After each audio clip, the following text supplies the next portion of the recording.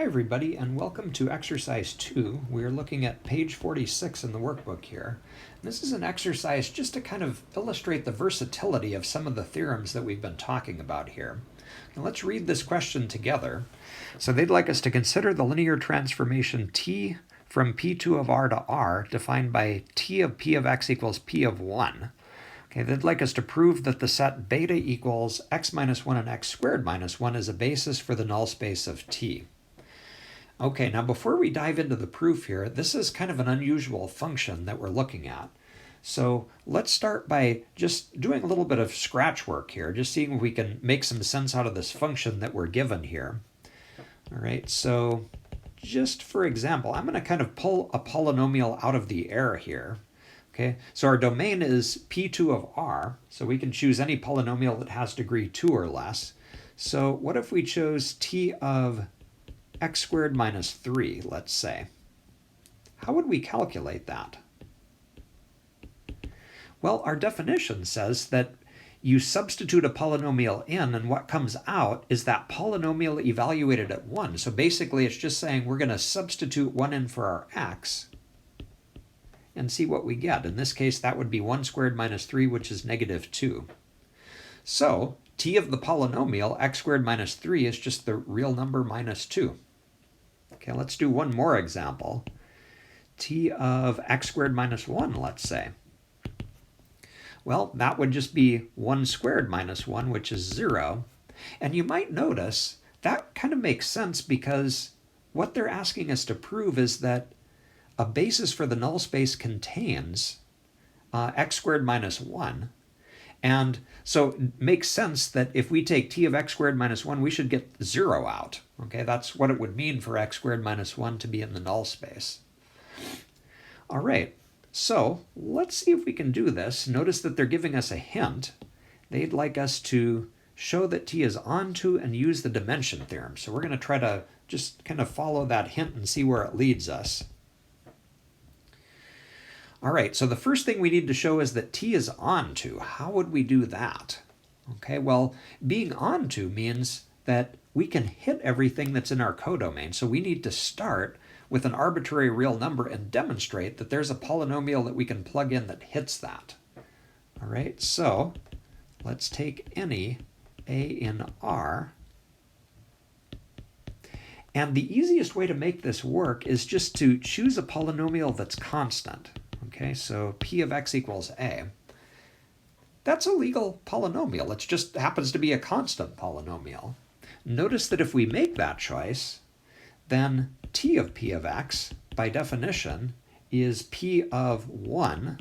Okay, that's the definition of the formula they gave us.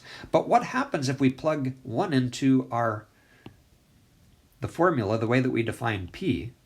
Well, our formula tells us we're going to get a out no matter what we plug in. So p of 1 is equal to a. So we've just demonstrated that you start with an arbitrary real number a, you can find a polynomial that hits it, and so t is 1 to 1. Or I'm sorry, not 1 to 1, onto. Okay, good. So we're through the first part of this then. And now they'd like us to use the dimension theorem. All right, so let's think that through. What could we do with the dimension theorem here? Well, so far, what we know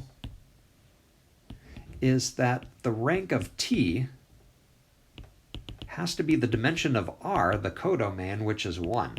Okay, we know that because of the fact that we just proved that this was onto. Okay, so the range of our linear transformation has to have the same size as this codomain. Okay, but if we know what the rank is, we can figure out what the dimension is, or what the nullity is from the dimension theorem. Okay, so the nullity of t equals the dimension of p2 of r minus the rank, which we just calculated. And let's see, the dimension of p2 of r is 3, so we're going to get 3 minus 1, which is 2.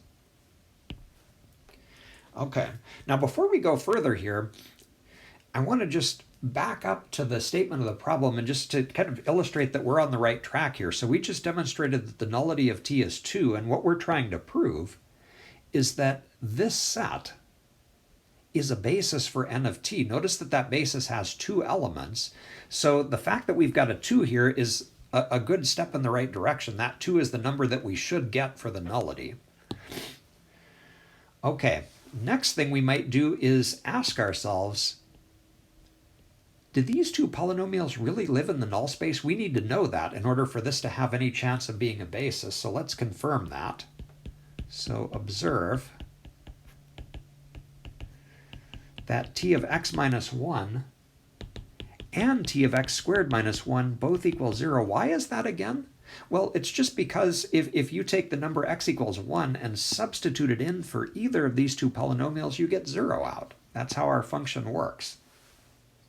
Okay, so we can say with confidence then that x minus 1 and x squared minus 1 are in the null space.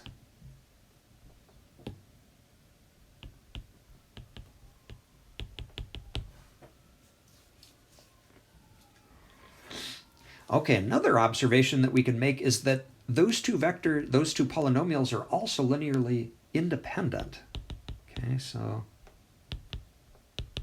beta is linearly independent. How do we know that?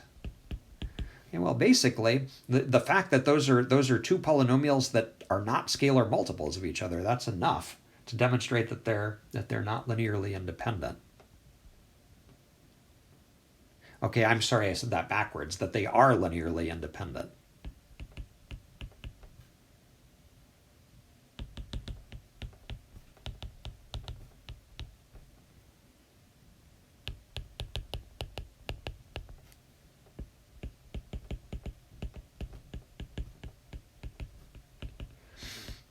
Okay, so we are just one step away here. It's a matter of kind of collecting together some of the things that we've done here. So let's go back through the key facts that we've proven here.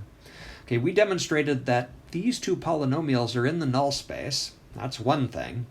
They're linearly independent, and the nullity of t is 2, meaning that the size of any basis, okay, or the dimension of our null space has to be 2. If you go back to our facts about dimension, okay, from the previous chapter, all of those things together prove what we need to, okay, and so we can kind of summarize it like this. So it therefore follows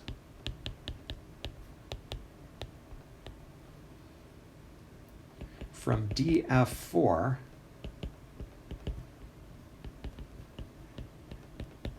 that beta is a basis for the null space of T. Really, the two facts that we're putting together is one, that these two polynomials are linearly independent, and two, the dimension of the null space is 2. Those two facts together tell us that we must have a basis.